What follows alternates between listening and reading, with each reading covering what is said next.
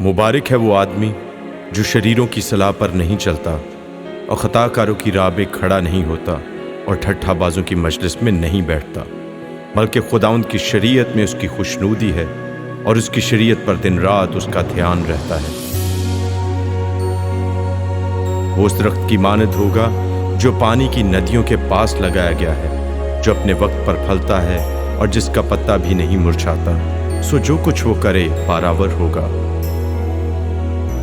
शरीर ऐसे नहीं बल्कि वो भूसे की मानद है जिसे हवा उड़ा ले जाती है। इसलिए शरीर अदालत में कायम न रहेंगे, न खताकार सादकों की जमात में, क्योंकि खुदावंद सादकों की राह जानता है पर शरीरों की राह नाबूद हो जाएगी।